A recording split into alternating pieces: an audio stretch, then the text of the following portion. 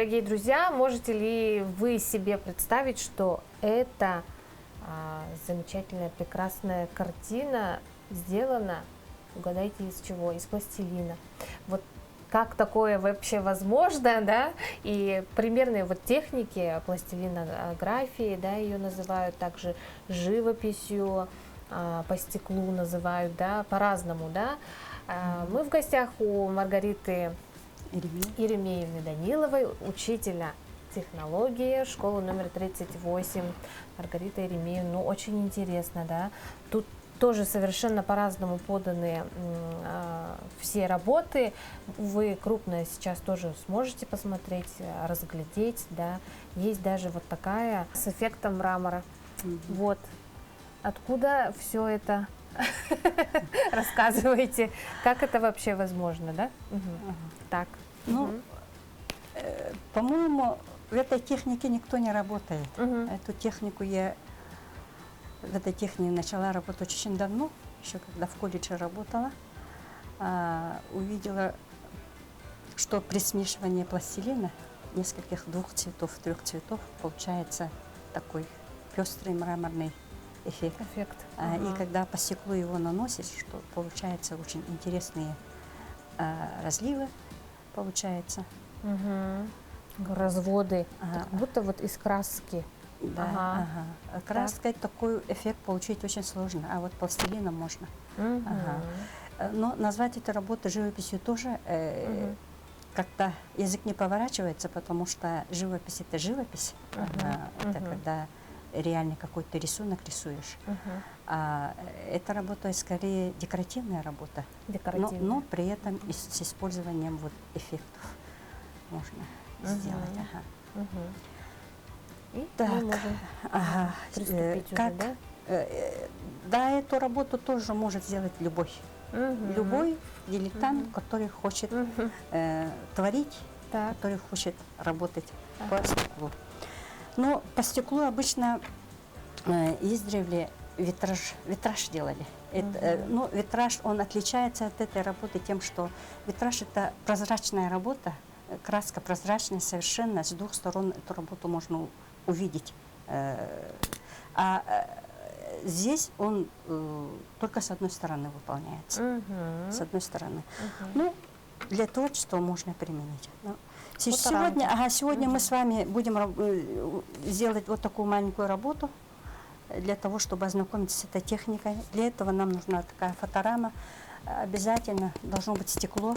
Иногда продается с пластика, но с пластиком он не подходит. Он будет... Это уже другое. Да, поэтому стекло должно быть твердая поверхность. Так, отделяем раму от стекла. Сюда вставляем рисунок, который мы хотим делать. Так. Находим середину.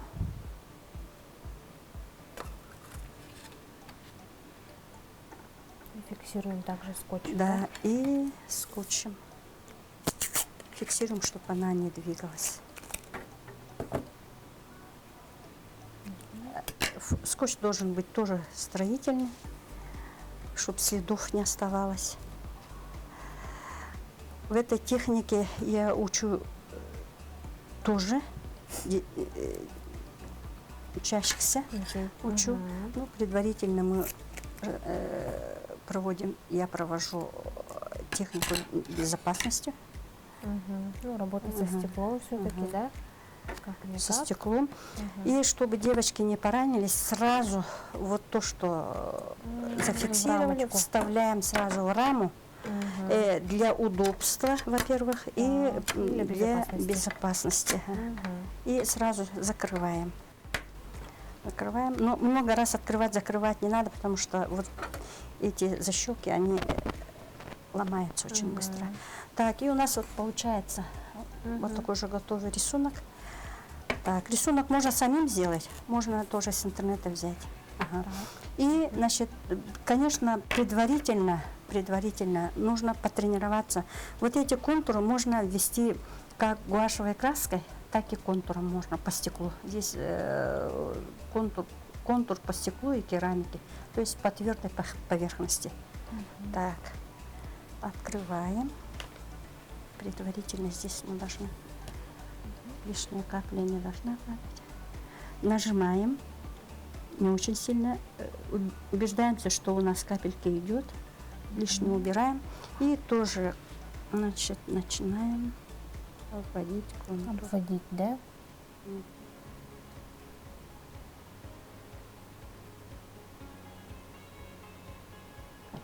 Тоже все зависит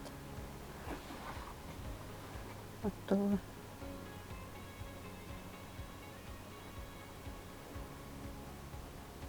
Стекло немножко вглубь находится. Так, ну-ка, давай так. Чтобы вплотную лежало, чтобы было видно. Основные линии проводим.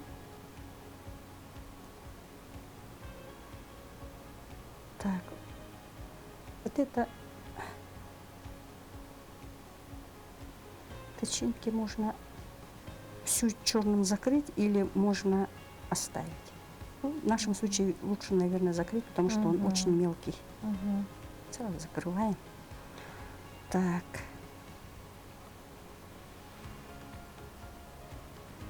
Обычно мы работаем вот более крупное стекло, не такое маленькое, на А4.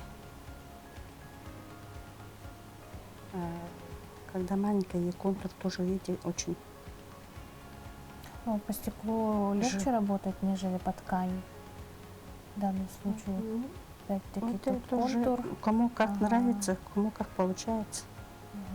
Тоже упражнение нужно заранее делать на нанесение контура. Если что, можно его стереть. Ну, стереть. Ну, Проблематично, наверное, иногда да? бывает, ага, но лучше, Подправить где-то, ага, да, лучше, если что. лучше не стирать, ага. Ага. Иначе может испортиться рисунок в целом, наверное, да? Но если где-то линия не так пошло, ничего страшного. Подтереть Где же не тряпочкой. написано, что именно так должно быть. Ага. Поэтому, если даже не так, ничего страшного.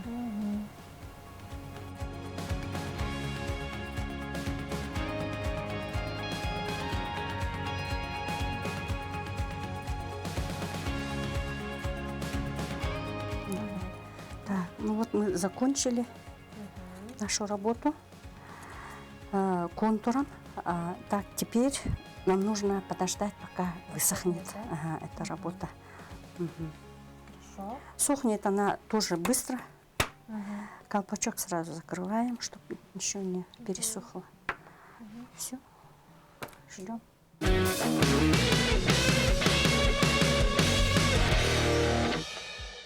Ну, наш цветочек подсох.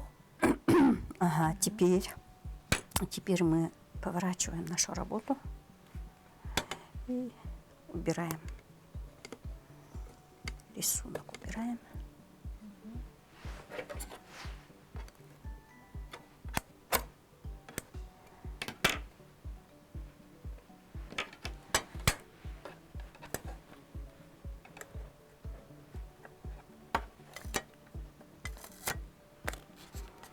Тут копировальной бумаги уже не надо. Видите, через стекло все видно.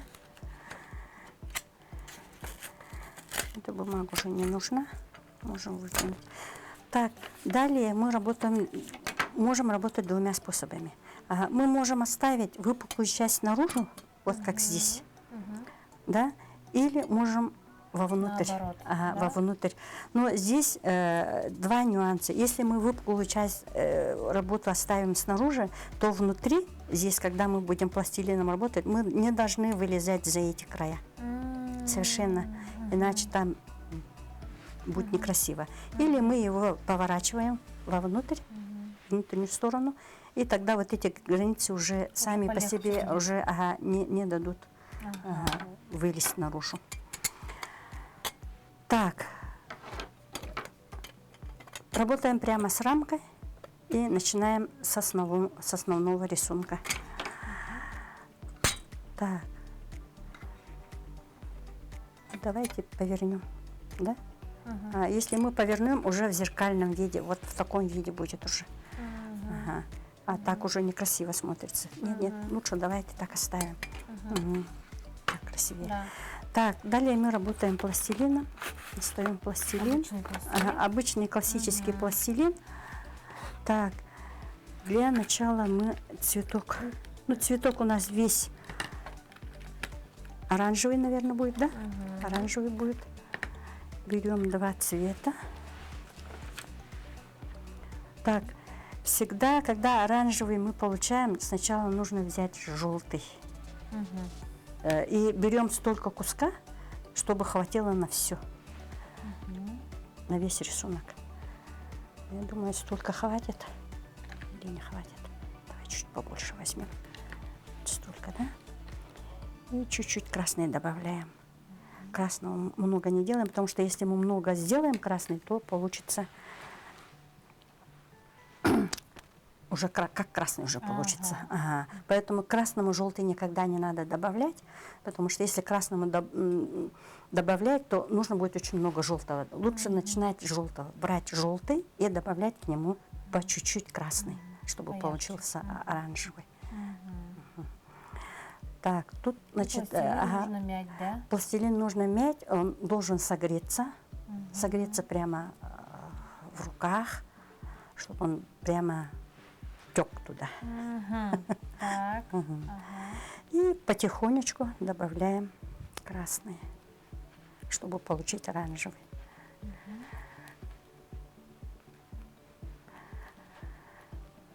Смешиваем. То есть так же, как и в красках, да?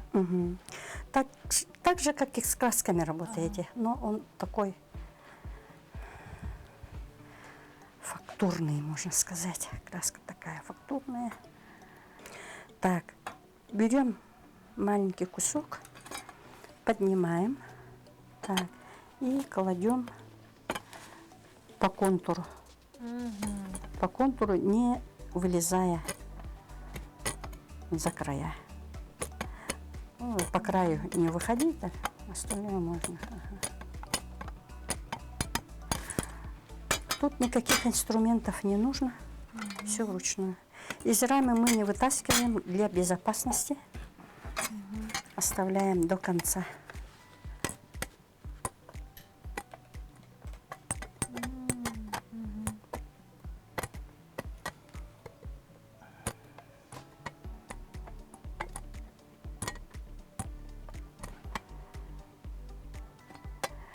Ну, толщину пластилина можно регулировать. Если мы экономим, можем растянуть сколько угодно этот пластилин.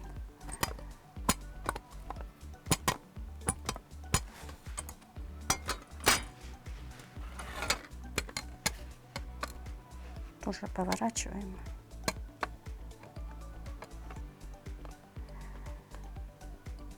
Это техника для тех, кто хочет заниматься творчеством для себя.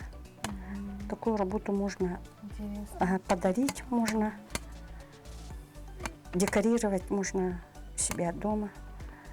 Сейчас материалов очень много.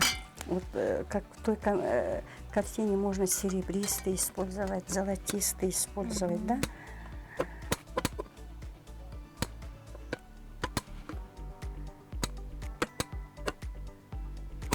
За основу можно взять какой-то готовый рисунок с интернета, и можно добавить что-нибудь свое. За края не выходим, те растекаются.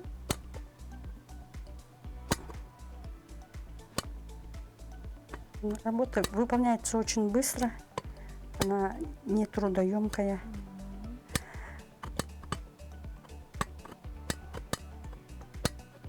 Например, сейчас же продается много этих готовых и по вышивке готовые материалы продаются, да, комплекты. Продаются, вот мозаика, например, продается, или картина по номерам, да, продаются. И люди с удовольствием это делают же. А почему так нельзя? Другой техники. Все, уже вот сардану мы закончили, и теперь приступаем к выполнению фона. Ну, фон давайте мы возьмем голубой. Да, как голубой. Давайте. Нет, подождите, мы же вот этот листочек же забыли. Стебель. Стебель. Так. Зеленый. Зеленый, ага. Зеленый.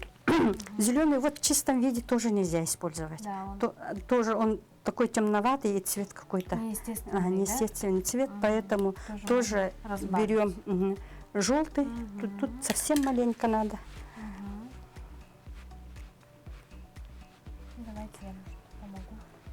Нет, вот на фоне поможете. Тут помощь не нужна, совсем маленько. Зеленый берем. Да. Вот такой зеленый, да, наверное, возьмем. Яркий. Потому что когда рисунок очень темный, цвета, если брать, таком мрачном смотрится. Поэтому, например, такие цвета, как красный, например, зеленый, разбавляется желтой краской. А такие цвета, как синий, разбавляются сиреневый, там разбавляются белой краской. Так, стебель очень тоненький.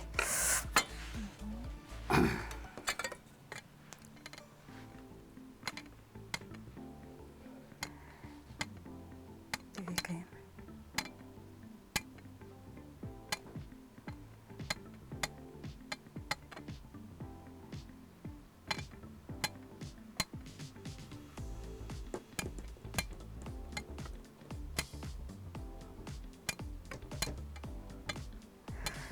А вообще техник очень много различных. С пластилином? Вообще различных техник по рисованию, по созданию картин. При желании любой может выбрать любую технику. Так, ну все. Так, теперь приступаем к фону, да? К фону, к фону. Тоже берем за основу самую светлую сначала берем. Это белый берем и синий берем, да? Белый мы берем чуть побольше, чтобы хватило на весь фон. Так, а синий давайте я маленького дам, чтобы вы помяли тоже.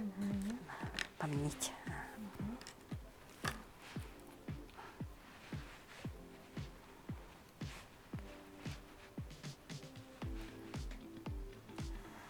Главное согреть пластилин.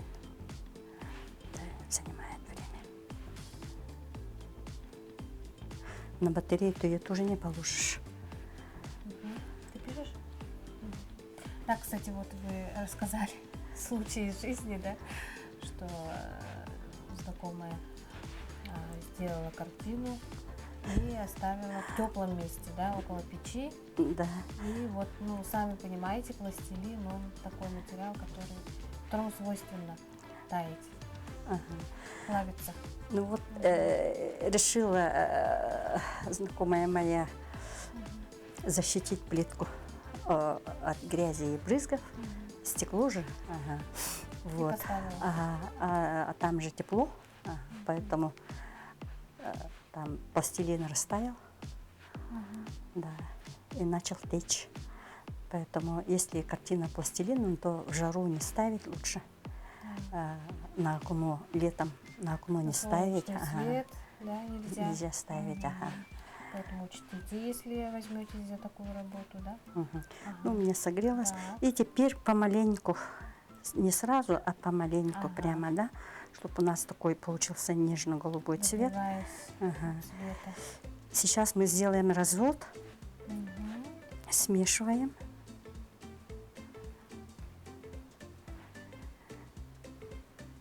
Ну, тут смотрим, и если мы хотим облачное небо, да, такое, как облачное небо, да, фон, то примерно вот такого цвета можем оставить. Можно еще добавить, в принципе, Ну, мы, наверное, ставим так, да? Оставим. Ага. Не домешиваем до конца и начинаем заливать пластилином до краев сначала. До краев. Сильно не задвигаем, потому что если мы сильно задвинем, у нас вот эта голубая туда вовнутрь уйдет. Поэтому аккуратненько. И все это мы двигаем к краям.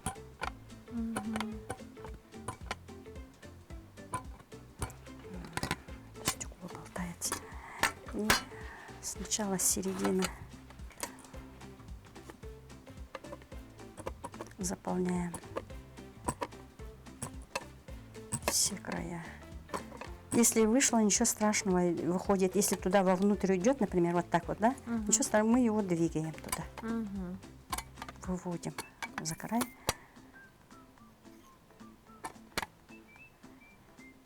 Она вообще очень, пластилин, материал такой послушный. Регулируем толщину, потому что если очень тонко, то, как говорится, там будет это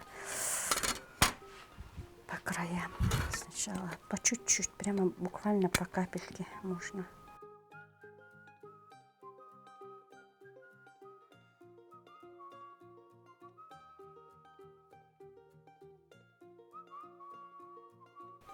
Немного. Немного. Одна пачка вот на цветной ушло, там совсем мало цветов же. А вот там, где серое, там белого много ушло. Поэтому 3 пачки купила, чтобы белый с него взять. Чтобы белый взять. Поэтому с белой всегда проблемы. Белого не хватает. Ну, даже получается, по сути, не так уж и затратно, да? Да, она очень экономична. Это хобби. Это лучше, чем, например, покупать вот эти готовые картинки по номерам или мозаики, да, они же очень дорогие. Это человек, может, раму купил и все. Да. Надо попробовать. Так, сейчас вот у нас мешаются вот эти защелки мешаются, поэтому мы защелку можем убрать уже, чтобы завершить работу, да? Защелку очень аккуратно выдвигаем. Они ломаются. И тоже соблюдаем технику безопасности, чтобы руку не поранить. Достаем. Можно положить, чтобы... Так, и заполняем все оставшиеся свободные места. Техника совершенно много времени не занимает. Вот кто любит быстрый результат, тот может заниматься этим. Творчество. Оно, может быть, какой-то художественной ценности и не имеет, может быть, да, но получить подарок от родных, да, тоже почему бы нельзя. Да. Не обязательно всю его закрывать. Можно вот даже вот столько закрыть, а потом сзади белую бумажку подкладывает. Тогда вот как там получается. Даже смотрится красивее. После окончания работы стекло нужно поставить на место. И хорошенько протереть нужно, чтобы вот весь жир убрать с поверхности, чтобы презентабельно было.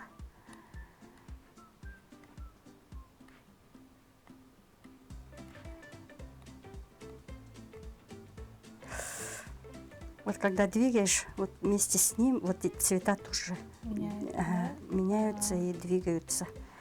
Этим оно и хороша, эта работа. Эффект такой.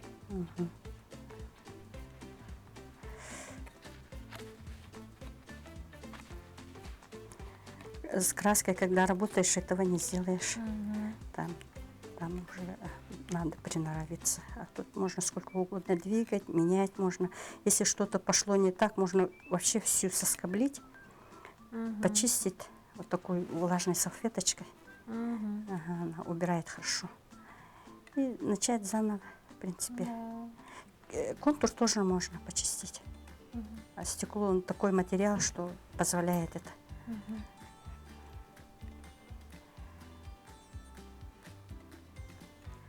Ну, в принципе все.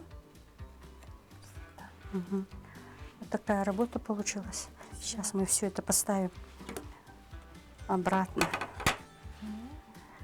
Уже лицом в раму. Вот. Сюда же мы чистую бумагу поверх него по размеру.